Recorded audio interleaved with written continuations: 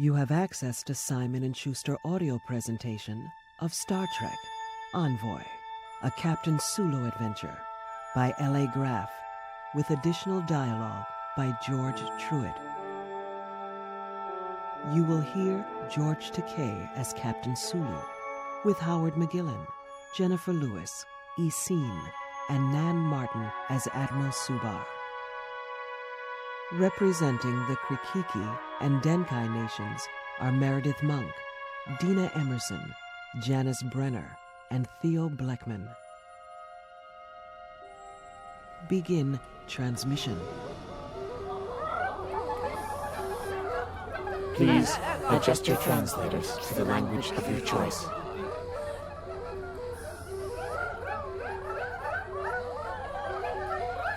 I welcome you all to this Asrama, the telling of tales, a sacred, shared tradition among the Denkai and Krikiki.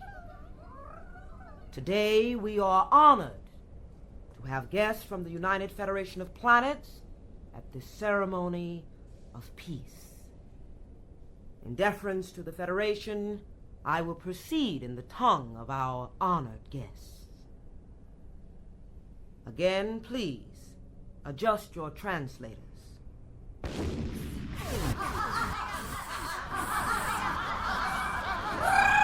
As part of this Asraba, we are listening and so reliving the final defeat of the Denkai armies by the Krikiki.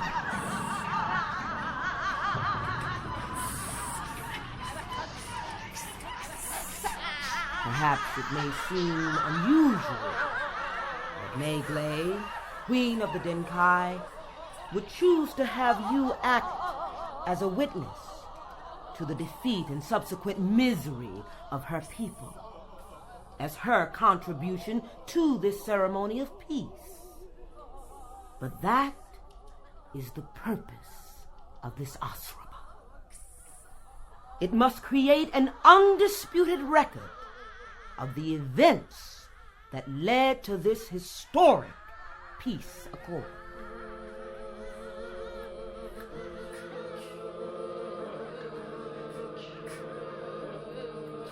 In this war, hundreds of thousands of Denkai civilians died. This music derives from an ancient Denkai hymn of praise for those who died valiantly. Notice that Her Highness Queen Megley stands with her head bowed and with one hand encircling her throat. This gesture is how a Denkai traditionally shows respect at the graveside of a relative.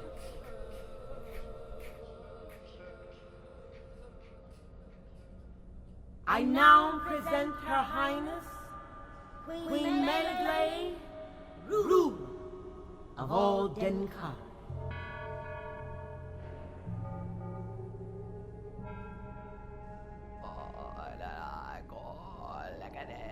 You who are assembled here are my witnesses to the last days of horror during the Great War. I, Megley, Queen of all the Denkai, have presented to you my history, my story. Our defeat in the Great War has led to our victory in the peace, which we will ensure today. But that is not really my story to tell you in this Asraba, this telling of true tales. It is now my sacred duty to ask if there is someone else who can add to this telling of tales, who can lift these events I have lived, this defeat I have suffered, beyond the world of simple fact and into the realm of real truth. I now present His Highness Eric Well, Commander of all Krikiki. Entering to your left is the commander of the Krikiki. As part of his preparation for this Asraba, he has been meditating in total isolation. He did not hear what the Queen has already told us in this telling of true tales.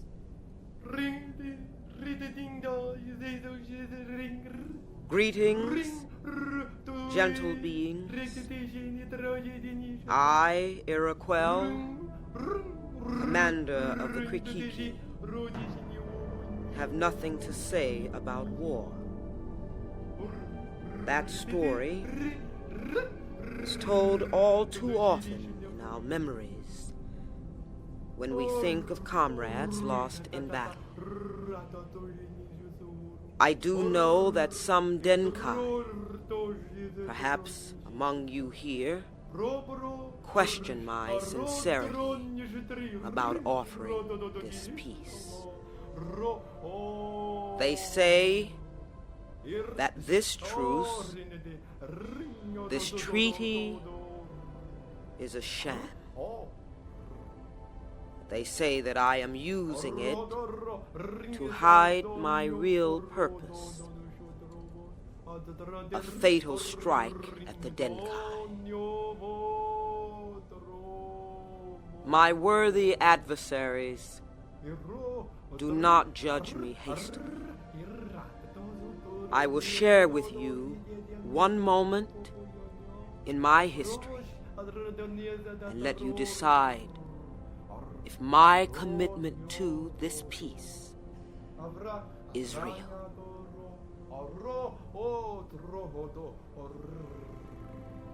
The Krikiki ruler is handing a functionary what looks like an image disc he once shown to this assembly. On the viewing screen, the three Krikiki that you see in procession are a conjoined being called a pod. I'll give you a rough translation of what the pod is chanting. We are forbidden to touch, protect, help him, but he is our salvation and must be prepared. We are forbidden to strike, hurt, harm him, but he is our salvation and must be driven out. The commander, Iroquel, is speaking to his son, Prince Rukrel, in an ancient form of the Krikiki language. It's difficult to translate. I think His Highness is blessing the prince in preparation for the day's Asraba. But now he seems to be cursing and threatening him.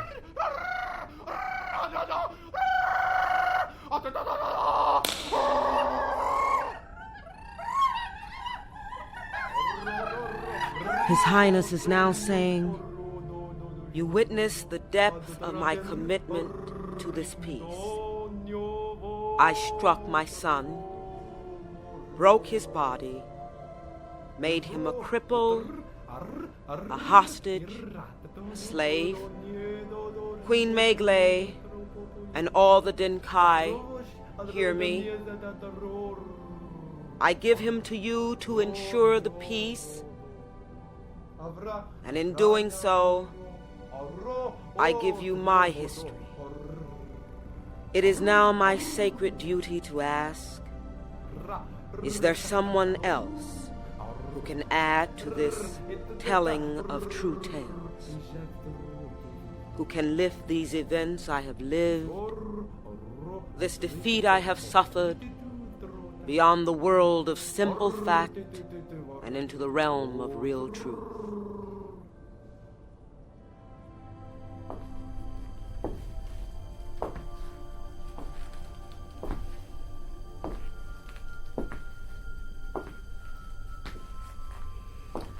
A great honor. The first time anyone who is not Denkai or Krikiki has taken part in an Asraba. And I'm not sure what I should tell. Yes, I know. Just simply tell what happened. tell the truth.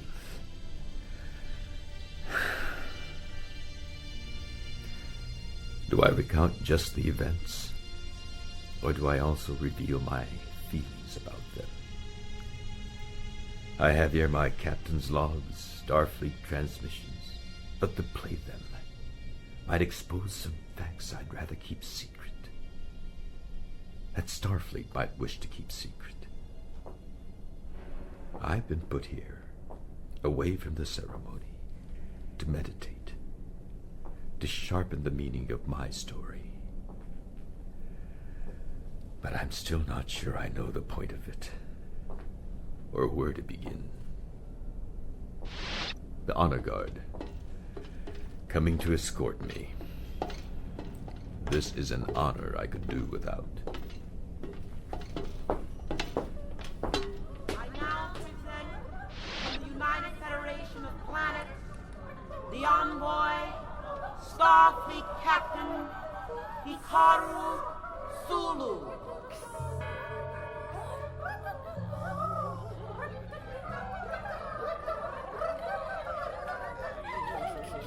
Greetings, present and future Federation members. I, Captain Hikaru Sulu of the Federation starship Excelsior, come before you to tell my story. There's an old Earth expression, tell the whole truth and nothing but the truth. I guess the only way for me to do that is to begin at the beginning. Just 2 days ago, I was sitting in the captain's chair on the Excelsior in the middle of transferring a shipment of emergency medical supplies to Beta Myamid. I received an order from Starfleet.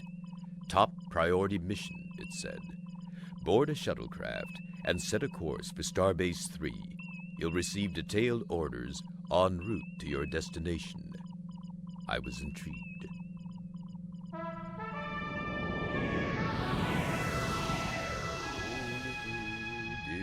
My mother think the day she cradled me, what lands I was to travel through, what death I was to die. It's a good thing I listened to Scotty crooning those ballads to his crew in engineering. It sure makes the time fly. Of course, as Scotty might say, you need a wee bit of time on your accent, laddie. Yes, and a wee bit of time on being patient. Computer, display my estimated time of arrival at Starbase 3. Nearly an hour to go. Okay. Next verse, with apologies to Commander Scott. Oh, little did my father think the day he cradled me, what lands I was to travel through. Notification of incoming coded subspace transmission. Recorded stardate 9029.1. Captain Sulu, I'm sorry for the delay in your orders, but settling the details of your mission involved the highest levels of the Federation Council. As you are probably aware of, the Krikiki and Denkai jointly occupy the planetary systems near Starbase 3. The Federation has long wanted access to the uncharted stars beyond. We had hoped that the Krikiki and Denkai would apply to become members of the Federation. This would permit us to continue our peaceful explorations. But their protracted wars against each other have prevented their membership. There's no need to go into all of this. You can access the data files included with this message. They contain the history of the two races and their conflict, plus their direct appeal to the Federation for assistance. What's important is that recently, the Krikiki gained the upper hand in the conflicts, and the victorious Krikiki commander, Araquel, called a truce. He has offered to secure an equitable peace with the Denkai's queen, Megle. We surmise the continuing wars have impoverished both sides and made this overture possible. The two rulers have made this uneasy truce their first step toward Federation membership, and have contacted us for assistance. Needless to say, everyone on the Federation Council seems excited at the prospect of including these races as part of our intergalactic community. As you might expect, not everyone wants this peace. Certain splinter factions among the Denkai oppose it. Your mission, Captain, is to make sure it happens without a hitch. You'll find details of the Asraba ceremony in the data files, but I want to make one point of protocol completely clear. You are under orders not to speak directly to the Denkai or the Krikiki until the ceremony is completed 2 days from now. You are especially forbidden to speak to Commander Eraquel's son, Prince Ruquel, as it could cause the most disastrous results. You must appear above all partisan leanings and must not compromise your neutrality and the Federation's prospects. Good luck, Captain, and I want frequent updates on the progress of your mission. Admiral Subar out. Okay, Admiral. Easy enough, I suppose. But why did you pick me for the job? This was a perfect assignment for a Federation ambassador. Something's missing here. Starfleet doesn't pull a captain off his starship without good reason. Computer, display the contents of the data files. Play voice file, request for Federation envoy. Computer, add simultaneous translation. Greetings to the Federation Council. I am Megle, Queen of the Denkai. For 30 years, there has been a brutal slaughter between two of the galaxy's children, the Krikiki, and my people, the Denkai. We have fought a war that has devoured entire planets, each people seeking to destroy the other. If we once had a reason to fight such a war, that reason became lost in the ruthless fires of raw hatred. The story of the Krikiki and Denkai is a story of generations of conflict. But now there is hope. After this most recent great war, the victorious commander of the Krikiki looked across the stars to me, the defeated queen of the Denkai. He said, "As I grow older, I find this killing and dying is without purpose. I have lost all my sons but one, and victory cannot keep my people from starving. Can we not find a way to live beside each other without destroying ourselves?" I looked back and replied, "We must." Yet hatred and distrust has grown between our peoples for too long to be so simply set aside. We turn to the stars, to you of the United Federation of Planets. If the many different races of the Federation can survive in peace for so many hundreds of years, then surely you have what the Krikiki and Denkai need to ensure our own prosperous future. Send us an envoy, a great warrior who is also a person of peace. Let this envoy witness our Asraba in 3 days' time. And let this envoy be the instrument through which we exchange goodwill. They didn't give the Federation Council much time to act on their request. I guess a starship captain is the closest thing the Federation has to a great warrior who is a person of peace. I must have been the closest starship captain to Starbase 3. Computer, lock in coordinates for docking.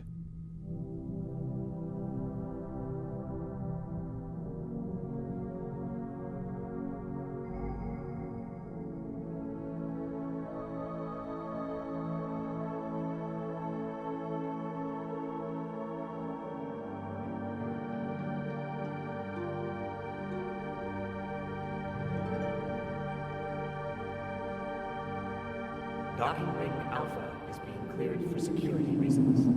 Only authorized personnel are allowed in this area. Docking Ring Alpha is being cleared for security reasons.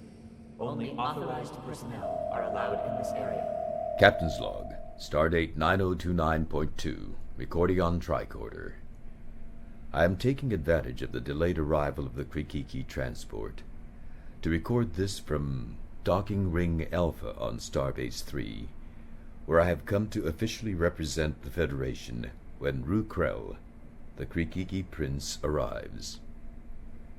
It will be odd to meet someone and not be able to extend at least casual words of greeting, but Admiral Subar was adamant.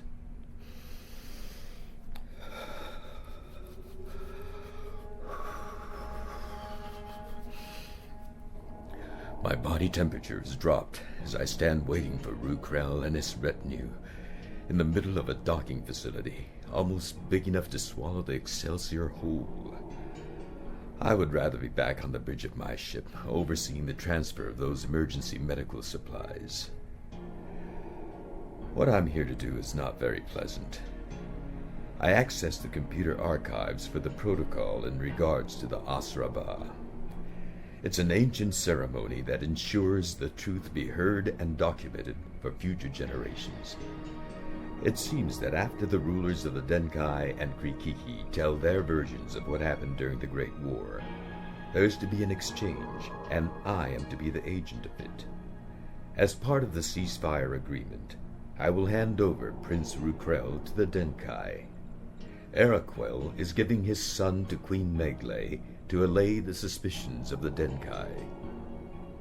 What disturbs me is that Araquel is sending his son into exile, into a society so restricted that he'll never again be allowed to see daylight. And daylight means everything to the Krikiki. He will be restricted to the Queen's cavernous palace, and worse, be shunned as a pariah, like all Krikiki, deemed unclean, and never allowed to speak again. As the neutral envoy, I represent the interests of both Denkai and Krikiki, and because the prince is unclean to the Denkai, the prince cannot speak to me, and of course, I'm not supposed to speak directly to anyone on either side. My mission is to make sure Rukrel passes into the hands of the Denkai. The Federation is dedicated to preserving each culture's traditions. I believe in this. I approve. Yet, it feels wrong to be party to someone else's slavery. When I've handed over a boy's freedom to strangers who hate everything he is, am I supposed to console myself with the knowledge that I carried out my duty to the Federation? Does duty truly excuse any action, even when I know in my heart that what I'm doing is wrong?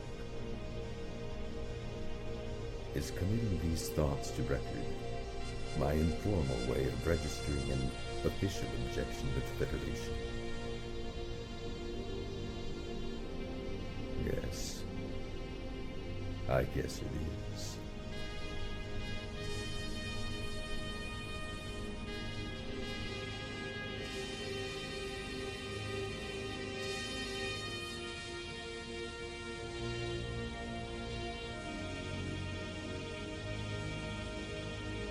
Krikiki political transport Prunau has arrived at Docking Ring Alpha. Please move away from the doors until airlock cycles are complete. Krikiki political transport Prunau has arrived at Docking Ring They're Alpha. here. Please move away from the doors until airlock cycles are complete. Important members of Krikiki society come in groups of 3 called pods. A pod speaks and acts together almost as a single creature. I can hear them now. Of course, all we will do is bow to one another, and they will present the prince to me. Technically, the prince is then in my care, but I really won't see him again until tomorrow when his father and Queen Megley arrive for the Asraba ceremony.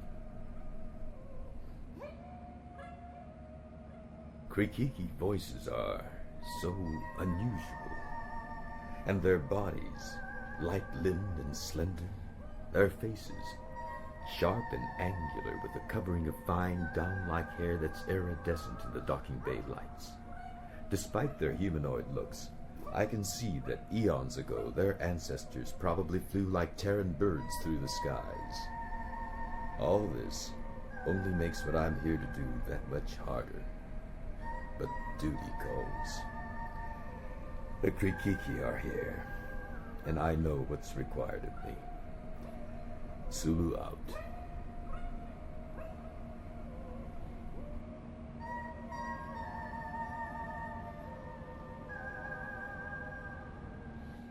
As I stood in the docking bay and watched the pod coming toward me, their movements were like an entwining dance.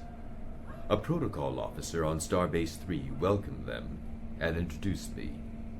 The pod seemed to shy away from looking directly at me, almost as if I wasn't there.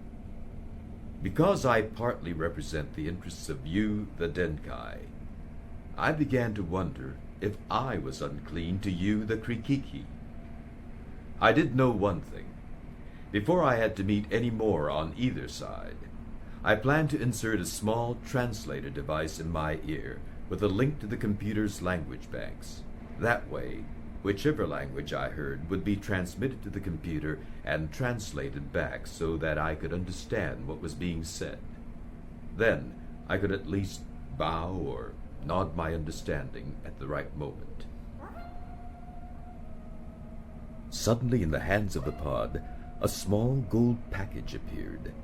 They handed it to the protocol officer, who then handed it on to me. It was clear that the officer was as surprised as I was. I bowed in thanks, but the pod was already moving back toward the airlock to greet the prince as he entered the docking bay. As Prince Rukrel slowly approached me, my heart caught in my throat. Something was wrong. He could barely walk. He did not move with the graceful steps of the pod, but thrust one side of his body forward in a lurching shuffle. He was evidently in pain, and the pod averted their eyes as he moved haltingly toward me. He stopped before me and bowed. The protocol officer nodded, and I put my hand on the back of Rukrel's neck. The prince bowed even more to show his willing submission. I removed my hand, and he slowly straightened up. I looked into his young black eyes and saw an unwavering conviction and pride. Then, with the pod in attendance, the prince went toward his quarters.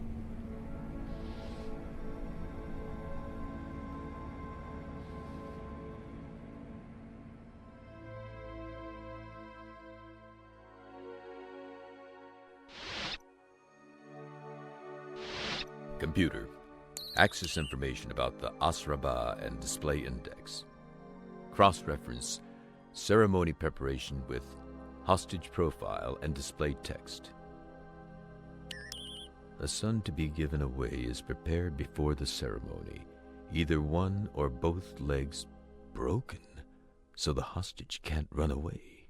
If a Krikiki is given hostage to the Denkai after the ceremony, the Denkai cut the vocal cords of the hostage to prevent him from defiling the palace with Krikiki speech. No wonder Admiral Subar didn't tell me this. No Starfleet officer could feel justified to participate in such an atrocity. Computer, record the following as a message for Admiral Subar at Starfleet headquarters. Admiral Subar, I regret to inform you that I am unable to proceed with this mission. I cannot participate. No, erase that, computer. That won't help Prince Rukrel. Computer, resume recording. Admiral Subar, I have just greeted Prince Rukrel and his retinue. Wait. Stop recording. The pod handed me that small gold package. When I saw the prince, I forgot. A disc. The pod has given me a message disc.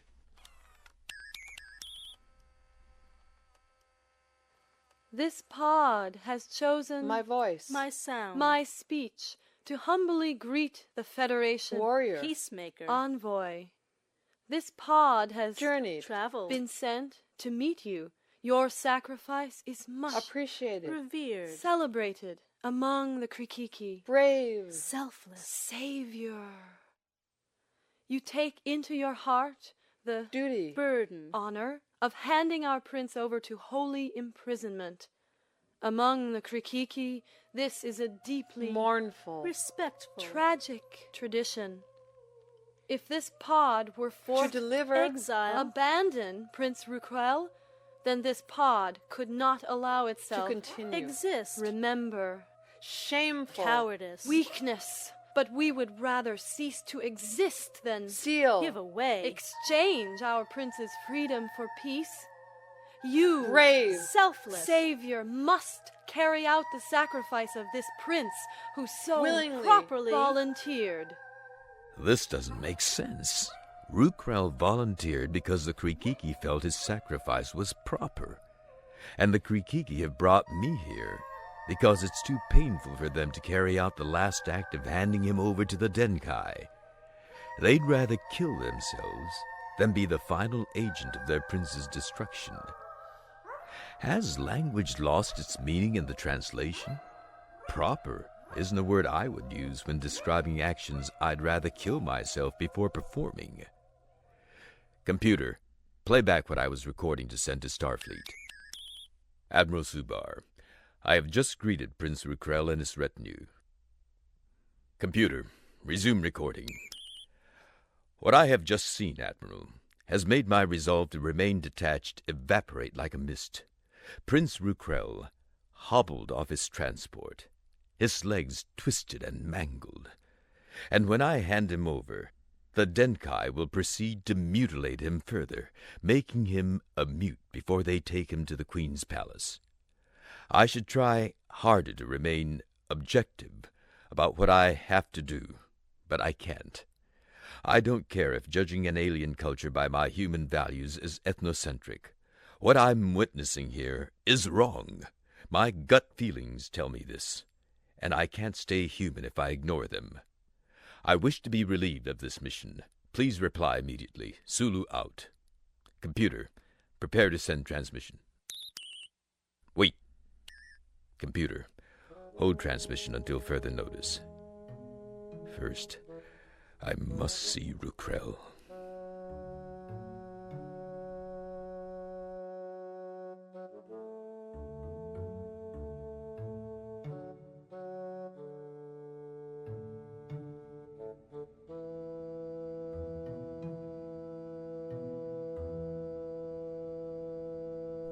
Prince Rukrel, it's Captain Sulu.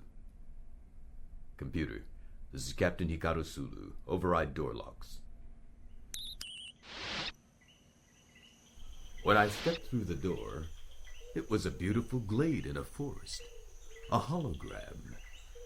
The pod was sitting beneath a tree near Rukrel and went into a frenzy of movement and speech, distressed that I was calling to the prince. Rukrel himself looked at me with puzzlement, then disbelief that I was talking directly to him when it was forbidden. As I approached, he rose with difficulty, his body starting to shake with fear. He stumbled as quickly as he could away from me into an inner chamber. The pod followed, and the door shut between us. I sat down on a bank by a gentle stream. I looked around. I'd never seen flowers so lovely, so delicate and bright, like fine crystal. And such birds. I wondered if Rukrel composed the songs they sang. I sat there for a long time, thinking of Rukrel, his terror at my entering and speaking to him. And I thought I owed him an explanation.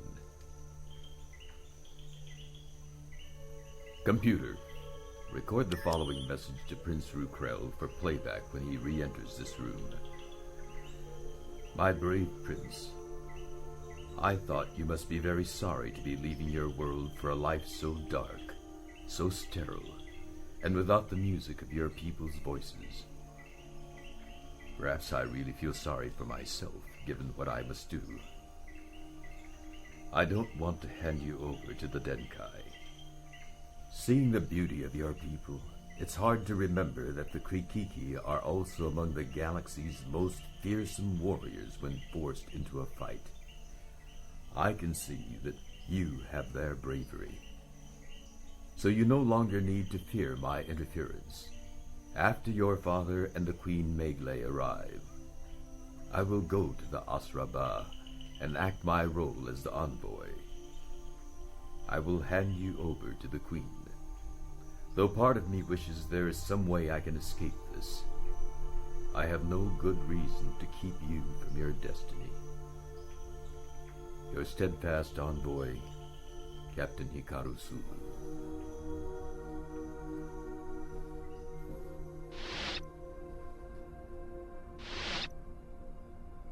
I wandered the station's corridor for some time, had a cup of green tea. I stopped by base communications, and after some searching, a technician found a translator device I could discreetly fit inside my ear for the ceremony. I still felt uneasy about what was going to happen, but I was resigned to it. In my quarters, I found a message from Admiral Subar waiting for me. When she appeared on the screen, she looked nearly purple with rage. Captain, since when do you start deciding which Starfleet directives you will follow and which you won't? We have received a distressing message from the Krikiki delegation that you have recklessly tried to speak with Prince Rukrel in direct violation of their traditions. And I might add, in direct violation of my personal orders to you. Do you realize what you are doing?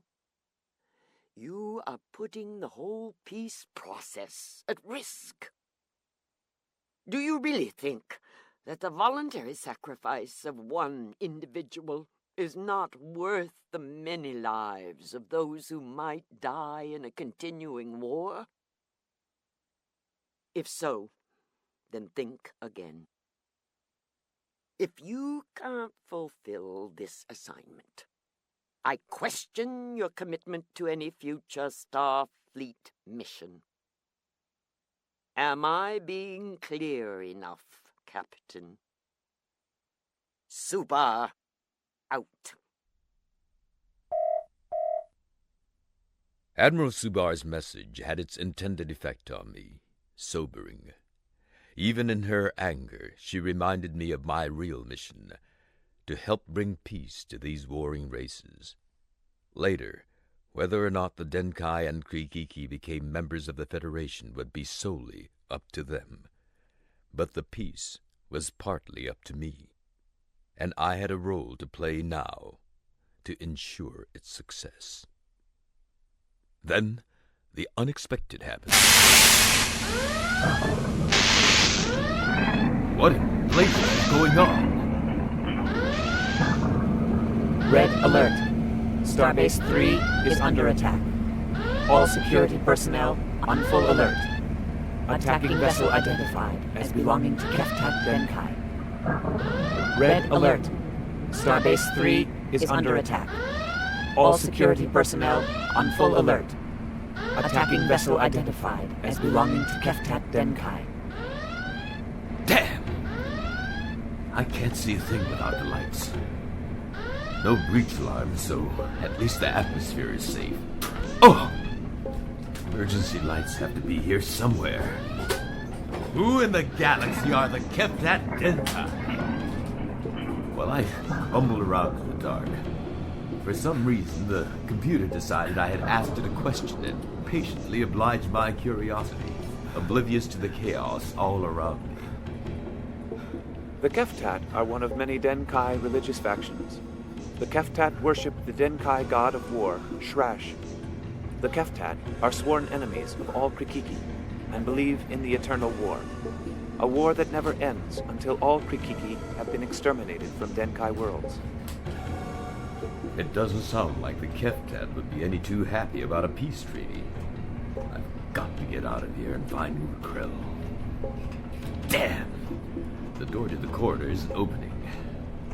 I've got to find the manual override. There. Oh, great. The Keftat knocked out the lights here, too.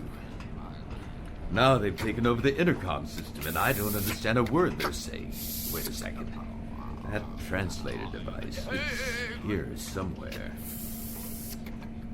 Here it goes. Attention, denizens of Starbase 3. The explosions aboard this station are the actions of the Keftat Denkai. I repeat, the explosions aboard this station are the actions of the Keftat Denkai. The defense systems for this station are inoperative, as is the containment grid for this station's antimatter core. No one can protect you. We can destroy this station before the closest Federation starship can arrive. In 36 hours, this station will destroy itself if the damaged containment field is not repaired. But none of this has to happen. The Keftat Denkai have no desire to hurt Federation citizens, yet we will do whatever is necessary to complete our sacred task. We send our holy soldiers out among you. Do not impede their searching. For your own safety, stay in your quarters. If you do not interfere, you will not be harmed. Our God has allowed this of us. We seek only the alien heretic, Ru Krau.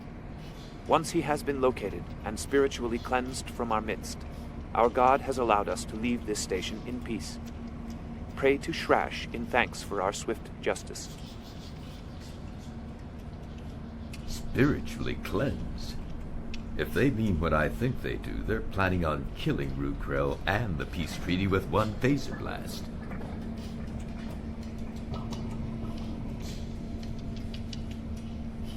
I don't think I'm far from Rukrell's quarters, but these darkened corridors don't make it easy to find your way. I hope the Keftat are having the same trouble. Except they won't. They live in caves. They're used to the darkness. That's why they cut the lights. That clicking. I remember something about it from the Starfleet data tape. The Denkai don't have to depend on sight. They use the clicking to locate things. The sound strikes an object, and they hear the echo just like looking at a picture. Like old-fashioned radar. They're using their built-in radar to search the station for Rukrell. Gotta keep clear of it, or they'll find me. And I don't think they cherish the idea of me being an envoy for peace.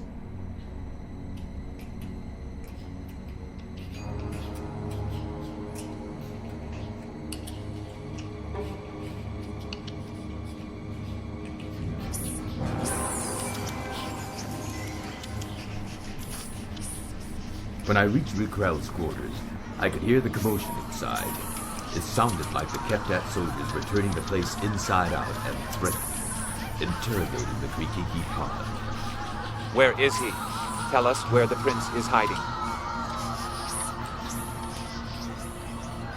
As I heard the cries of the pod, a flash of light from the phaser blast lit the corridor.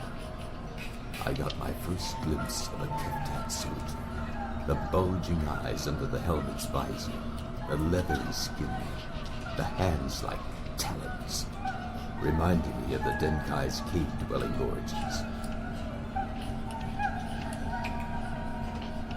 In the darkness, I heard the soldiers swiftly leap to Rukrell's quarters, turning down the corridor away from me, making their clicking sounds, trying to locate Rukrell. Staying close to the walls, I slipped into the prince's quarters, trying in the dark not to stumble over the debris. I whispered as loud as I dare. "It's Captain Hikaru Sulu. I want to help. It's Captain Sulu. I want to help you."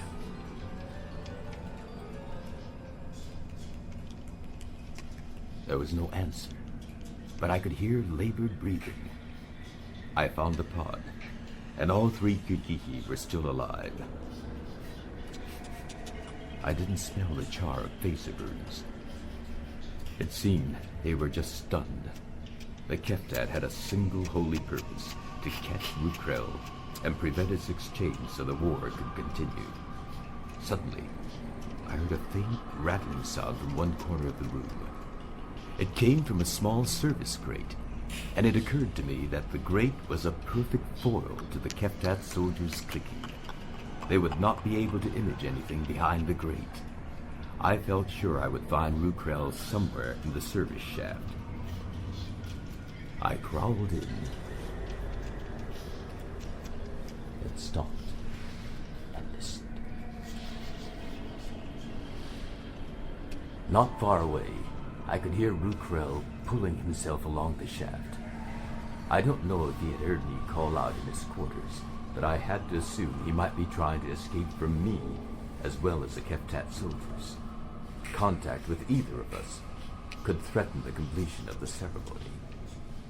At first I was worried that Rukrel and I might crawl right into the hands of the Keftat. They seemed to be all over the station. Every now and then, as I crawled past the service grate, I could hear their telltale clicking as they continued searching for the prince. I grew more confident that we would not be caught as the humming in the shaft grew louder. Without knowing it, Rukrel was heading toward the heart of the station's main sensor array. That was luck. The one thing the sensors couldn't detect was themselves.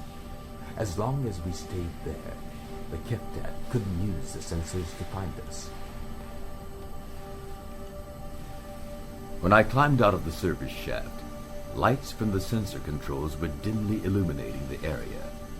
I saw Rukrel huddled against a bank of circuits, pressing his hands against the side of his head. He seemed afraid to look at me, and hid his face in his chest. I went over and touched his arm. I held my hand over my mouth as a sign that I was not going to speak to him.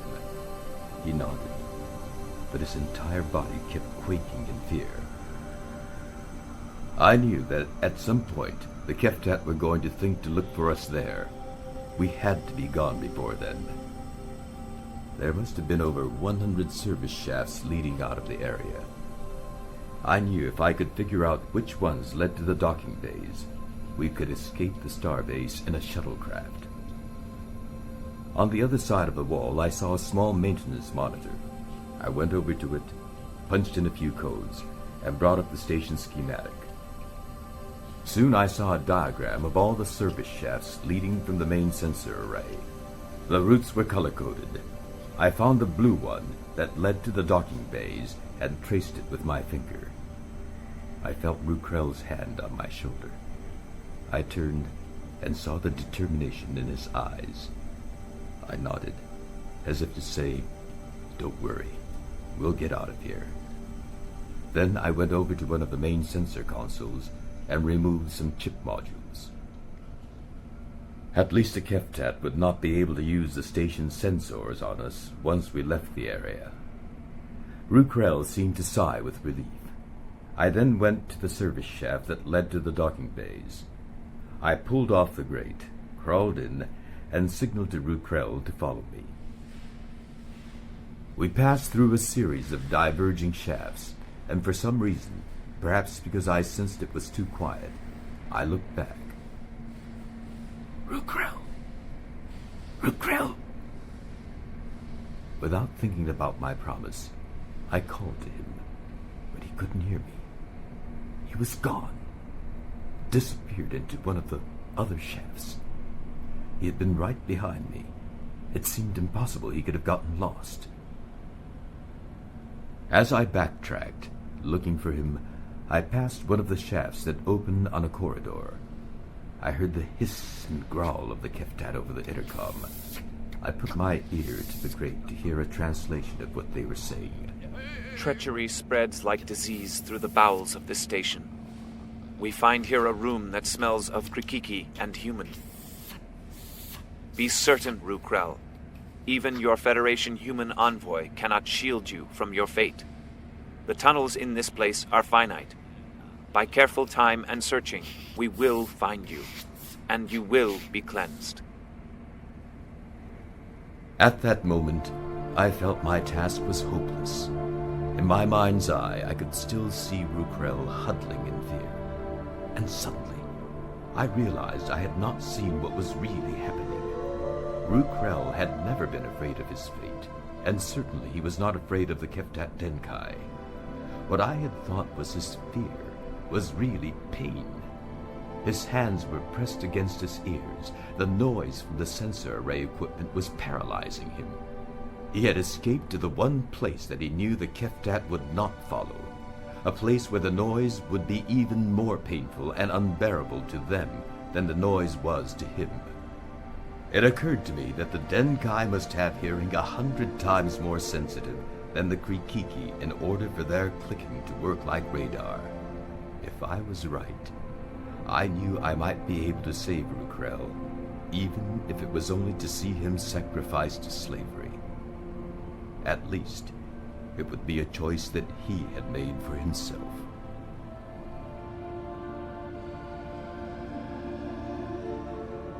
My plan was pretty simple, really.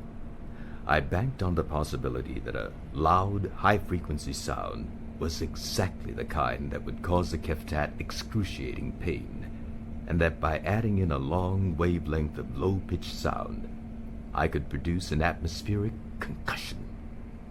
With luck, I planned to redirect the tractor beam back into the station itself. I hoped to generate enough of a resonance within the station's infrastructure to set up a powerful harmonic. The pain from the high-frequency tones should stop the Keftats in their tracks, and the sheer physical force of that long-wave tone should knock them unconscious, as well as everyone else on the station. I could only hope that some of the station's security personnel would wake up before the Keftat soldiers. It was a long shot, but the only one I had. Quickly, I started crawling along the service shaft toward the engineering section.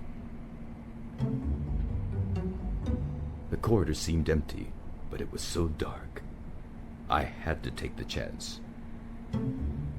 I knew that behind the doors, a few steps away, was station engineering. If I could get there.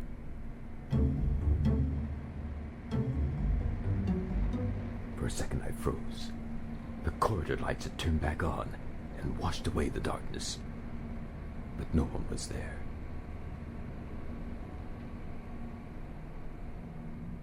I stepped into engineering and thanked my stars. It was also empty. Perhaps the Keftat knew enough to storm Starbase 3, but they knew little about commanding its electronic heart. I started to work on the tractor beam controls, and the intercom jumped to life. Soldiers of Shrash, our prayers have been answered. We have captured the heretic Rukrel, who would mock our god. Report to main cargo bay on docking ring Theta.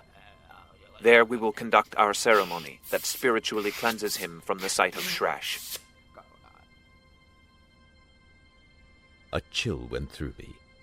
I suspected that Rukrel had surrendered rather than flee and dishonor his intended sacrifice for peace. He was also choosing to sacrifice his life rather than put the lives on the station, my life, in jeopardy. I didn't have much time. First, I created a high-frequency pitch, to which I added a low-frequency tone. Next, I pumped up the power a little. Then I just redirected the path of the beam and crippled the overload regulator. The tractor beam started to feed itself back into the station's infrastructure, but it would take a few minutes for the system to build up enough resonance to really set the station singing. I went over to a monitor. Soon I could see and hear what was happening in the cargo bay, which had already been transformed into the assembly hall where the Asraba would take place. Rukrel was in the middle of a circle of Keftat soldiers. As other soldiers gathered, they joined the circle, which kept growing larger and more threatening. Fearing my plan would not work in time, or even at all, I rushed from engineering to docking ring Theta and into the cargo bay. When I entered, 2 Keftat soldiers grabbed my arms. A circle of soldiers was now tightening around Rukrel like a noose. I didn't think they could understand me, but I screamed at them, trying to buy time. Don't hurt him! You can't stop the beast no matter what you do. Then kill me. Kill everyone in the station. Kill Rukrel. But you can't kill all the Denkai and Krikiki who refuse to fight in your unwinnable war. It's over. My life, your life, even Rukrel's life isn't important when compared to the lives of millions who don't want to fight anymore. It's what individual sacrifice is all about. It's the price that Rukrel and I and those who drafted this treaty are willing to pay. And even you can't make that price too high. I didn't understand that before, but I do now. War does end. It has to end. Either because both sides decide to grow up and accept the future of peace, or because one side kills the other, and there's no one left to fight. Which ending are you going to choose? Peace is worth any price, and your war is over. Now.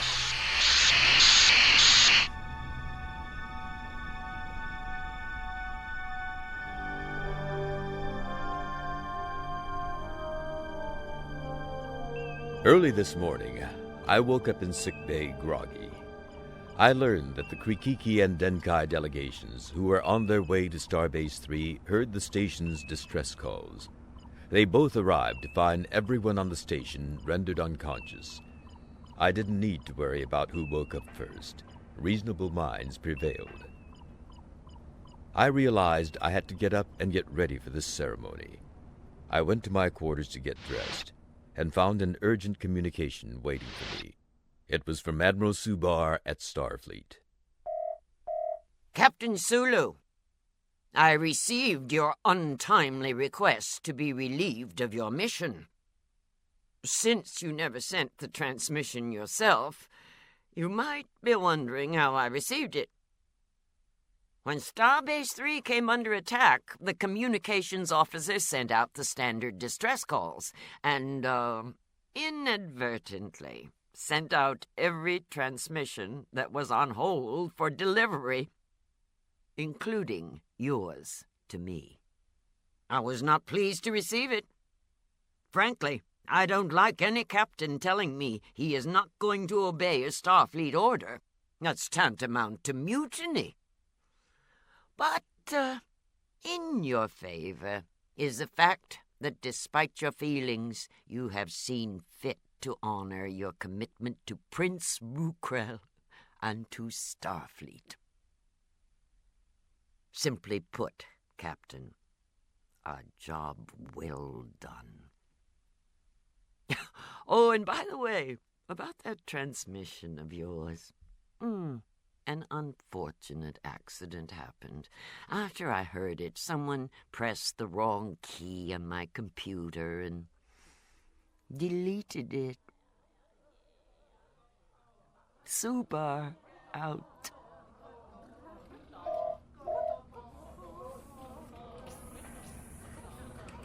And so, present and future Federation members, I came to this ceremony with knowledge, but I leave it with understanding. I have given you my history, my story as a Federation envoy of the Krikiki and Denkai. I now embrace Prince Rukrel, a living symbol of enduring peace. I take him from his beloved father and people, and give him to Her Highness, the Queen of the Denkai. Prince Rukrel has handed the envoy, Captain Sulu, a small gift wrapped in gold paper, a token of his thanks to the envoy for giving him to the Denkai to ensure the peace.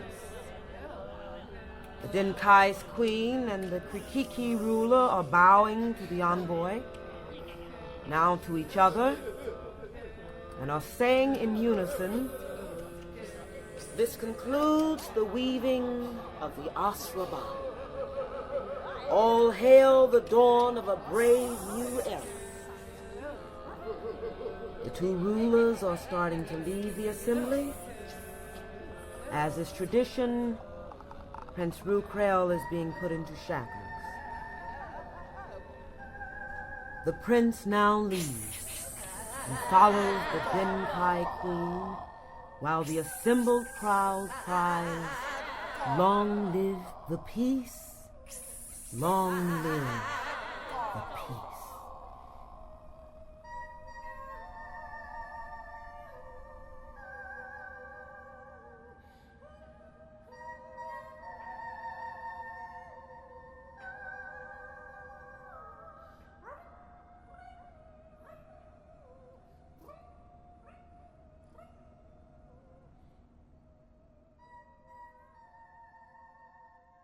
Captain's Log, Stardate 9029.4.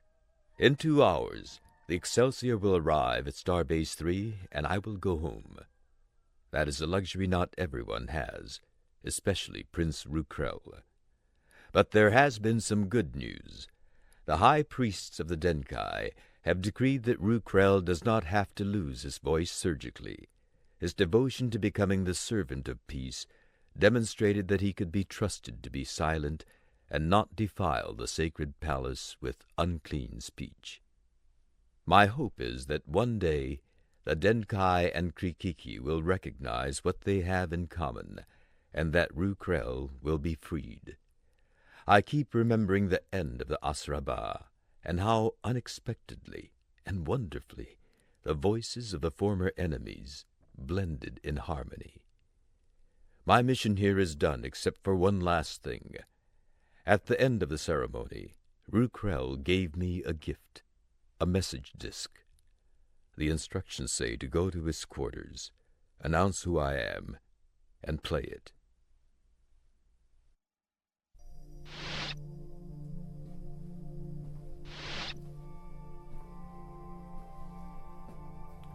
Sort of cold looking in here. At least it's been cleaned up some. Glad the Keftat soldiers didn't seriously hurt anyone. Okay, here I go. This is Captain Hikaru Sulu. Now, Rukrel, let's see what you have to say. Greetings, Hikaru Sulu. It is I, Prince Rukrel. I cannot speak directly to you, so I have chosen this human voice to carry my thoughts. Do you like it? I think it has a beautiful sound. My friend, I know at first my sacrifice made little sense to you, but the peace between the Krikiki and Denkai peoples required a powerful symbol if it was to survive the opposition of warriors like the Keftat. By volunteering myself into Denkai custody, I make myself the receptacle of all my people's sins against the Denkai. The moment I set foot upon their home world, 30 years of war will be forgiven as though they never occurred. How can my single life be marked as more important than the forgiveness its sacrifice will gain? You knew the truth of such a sacrifice when you endangered yourself in order to rescue this station, and me. I hope that you remember that truth when you think of me in the future. So live well, Hikaru Sulu, and be happy. I know I will. Thank you, hostage prince. I'm grateful that people like you exist, so that the rest of us may be free to hope and live in peace. I promise I will remember you.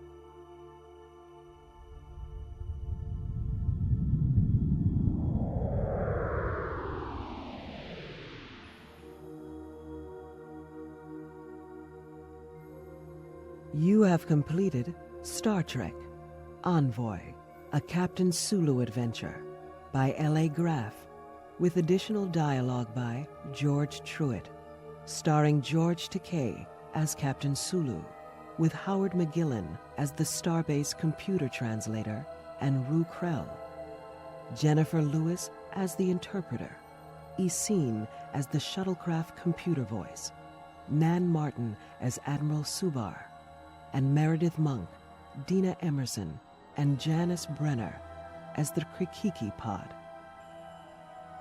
The Denkai and Krikiki languages and music were created by Meredith Monk, performed by Meredith Monk, Janice Brenner, Dina Emerson, and Theo Bleckman. The recording engineers were David Knight and Karen Perlman. The tape editor was Michael Jones with Rick Bradley. Post-production and sound design by Steven Erickson. Original music was composed by Sam McCallie, Carl Schertz, Richard Heyman, Eve Beglarian, Paul Nelson, and Richard Emmett.